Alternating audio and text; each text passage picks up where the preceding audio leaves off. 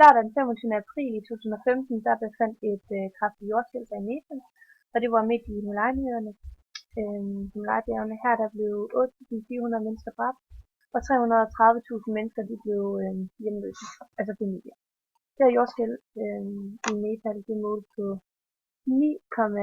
7,9 på Richterskalaen, hvilket er rigtig, rigtig stort, og det har medført så også til stor ødelæggelse og mange skadekomne. Det er ikke tilfældigt, at det lige præcis var i et bjergrigt område, at jordskælvet det blev ramt, og der er sikkert også sket rigtig mange andre jordskælv det her sted før i tiden, hvor det nu sker det samme sted igen. Jordskælvet det havde her en dybde på 15 km, så det var rigtig, rigtig langt.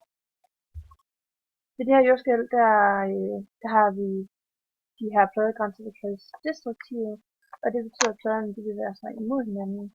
Og når det var to kontinentskorper, som I kan se på billedet, der rykker mod hinanden.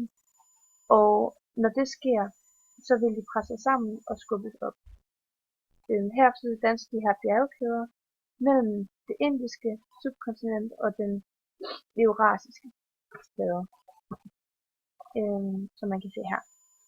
Da den indiske plade den stadig bevæger sig mod den eurasiske, så opstår de her spændinger mellem de sammenstødende skorper tæt ved overfladen. Og det her det gør så, at der ofte sker jordskælv. Når to plader de går imod hinanden, så sker der de her slags rystelser. Og det her det kan gøre, at pladerne de rykker sig, som så sker i Nepal, og det medfører sig til jordskælv. Det er pladerne de bevæger sig, det kaldes for pladetektonik. Jordens ydre det er nemlig opdelt i stive plader, som bevæger sig sådan i forhold til hinanden.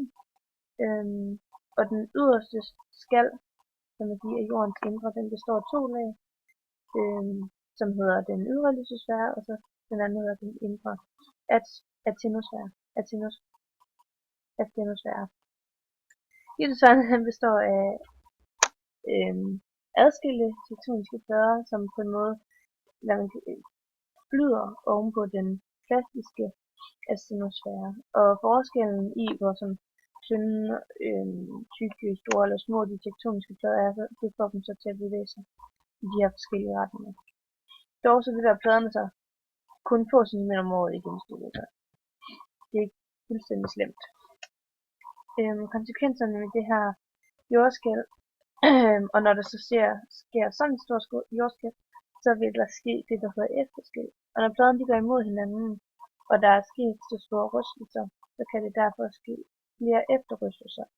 Og de her efterrystelser, det er bare, hvis pladerne de er rystet mod hinanden, og de har været i gang i lidt tid, så bliver de bare rystet på plads igen, og det er de her efterskælv, og de bliver jo større og større, jo større jordskælvene bliver så.